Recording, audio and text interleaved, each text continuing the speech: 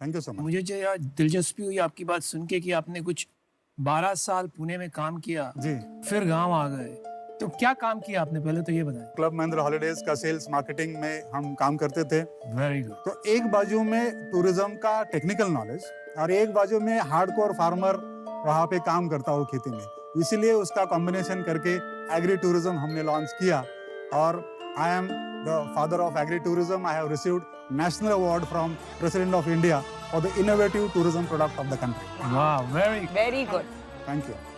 आप कैसे पैसे बनाते हैं वो जरा आप एक्सप्लेन कीजिए। मैडम, जो भी फार्मर्स हमारे साथ जुड़ना चाहते हैं, उनका capacity building, training program, module, standard qualities, उनको सब देखना और एफिलिएट करना, तो एफिलिएशन से कंपनी को इनकम मिलता है। और प्लस उनका जो सेंट्रलाइज बुकिंग होता है, वहां से भी कंपनी को इनकम मिलता है। तो क्या इनकम था आपका लास्ट ईयर? लास्ट ईयर का हमारा इनकम था 79 लाख रुपीज। 80 लाख रुपए आपने कमाए।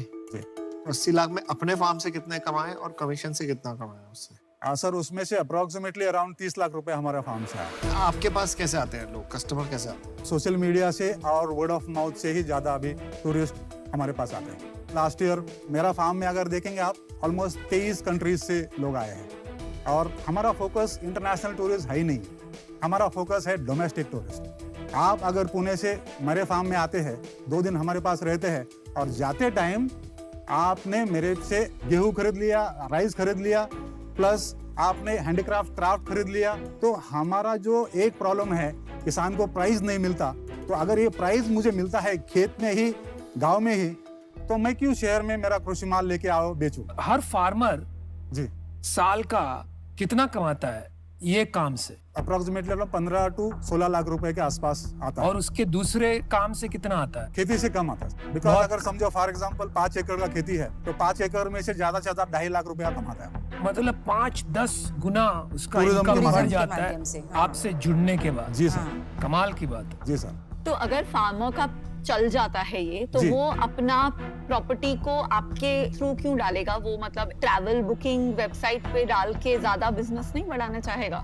किसान वैसा गद्दारी नहीं करते कि आप अगर समझो आपने कुछ सिखाया है आपको और आपने इतना बड़ा एक प्लेटफॉर्म बना के दिया है, तो आई डोंट थिंक अगर आज 2002 से 2021 तक मेरे पास जुड़ रहे हैं लोग, तो इससे आगे उनको मैं अगर आपको क्या मतलब समझने की कोशिश कर रही हूँ। बहुत अच्छा बिजनेस है और जो आप करना चाह रहे हैं, 15 लाख फार्मर्स को मिलाना चाह रहे हैं, हाँ। उसमें आप सबसे बड़ी वैल्यू जो दे रहे हैं उन फार्मर जी, को, जी। वो है आप उनको सिखा रहे हैं। जी, पर उनको एक बार वो सीख मिल जाए तो फिर उनको चाहिए कस्टमर। जी। अब कस्टमर के लिए वो आपके पास क्यों आएंगे? क्योंकि ये 600 बहुत लॉयल हैं, पर क्या 15 लाख इतने लॉयल फार्मर्स होंगे अगर उनको बिजनेस ना मिले? मैडम, उसके लिए हम टेक्नोलॉजी का सहायता लेंगे और उसी लिए शायद इन्वेस्टमेंट हम मांगने आए हैं यहाँ पे। तो पांडुराम जी, टेक्नोलॉजी की जरूरत ही क्या है? जैसे मेरा मॉडल महाराष्ट्र में रिप्लिकेट किया, वैसा महाराष्ट्र का मॉडल मेरे को नेक्स्ट 33 स्टेट में रिप्लिकेट करना है। अब आप टीवी में आ गए हो, अब कोई राजस्थान में बैठा है, उसने सुन लिया आपकी बात, वो भी कर लेगा। अगर कोई नागालैंड में देख रहा है, उसने भी शुरू कर दिया, यूपी में शुरू कर, ऑलरेडी कर सकते हैं ना। तो आप कैसे बचाओगे उसे? सर, वैसा तो अमेरिका, यूरोप में तो एग्री टूरिज्म इतना फुल फ्लेज चालू है, तो अभी तक तो 2002 से 21 साल तक तो बहुत सारे फार्मर किसान होना चाहिए थे, लेकिन ऐसा नहीं हुआ। महाराष्ट्र का अभी पॉलिसी, मतलब मैं 2002 से 2020 तक 18 साल गवर्नमेंट के पीछे था। अभी सितंबर 2020 में महाराष्ट्र का एग्री टूरिज्म पॉलिसी हो गया है, पब्लिश हो गया, मतलब। और इसका श्रेय आपको जाता है? सर, मैं आई am the drafted the policy for Very nice. अरे very Oh, good, very very good. Big applause. बड़ी खुशी हुई। पांडुराम जी, ये मेरे को तो ये लगता है इसमें आपको टेक्नोलॉजी वगैरह नहीं चाहिए। आपको बेसिकली जो चाहिए एक बुकिंग साइट चाहिए। किसी आप मेक माई ट्रिप या किसी यात्रा, इनके साथ टाई अप करके एग्री टूरिज्म ये भी प्रमोट करेंगे, क्योंकि इनके पास भी बहुत सारे फंड्स वगैरह होते हैं। बिजनेस करने के लिए एक जज्बा और पैशन जो है वो आप में है, वो पैशन और जज्बा मेरे अंदर ट्रांसलेट नहीं हो पा रहा है। तो इसीलिए मैं अभी इस टाइम के लिए इस से आउट हूँ। आप father of agri tourism in India हैं, आपका बहुत नाम है। अगर आप अपना कुछ ऐसा सर्टिफिकेशन चालू करें जहां आप फार्म्स को सर्टिफाई करें, तो मुझे लगता है काफी कम इन्वेस्टमेंट के साथ आप अपना बिजनेस स्केल कर सकते हैं। बट मेरे लिए अभी रेलेवेंट नहीं है, तो इस रीजन के लिए आई एम आल्सो। आपको पैसों की जरूरत नहीं है। 80 लाख रुपए पिछले साल आपने कमाए, ये कोई छोटी रकम नहीं।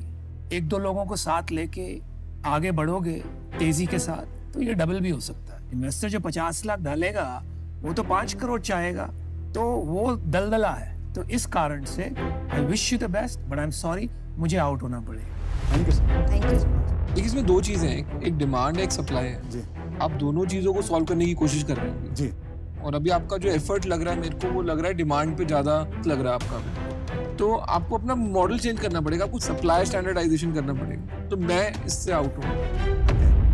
तो पांडुरंग जी और वैशाली जी, इस शो में एक अच्छी सीख है बहुत सारे फाउंडर्स के लिए।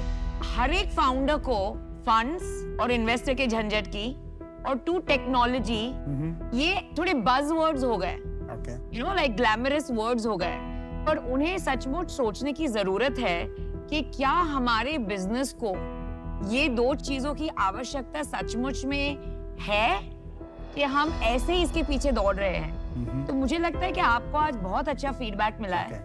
आप सोचिए आपके बिजनेस के लिए क्या इम्पोर्टेंट है, जी और इस वजह से मैं भी आउट हूँ।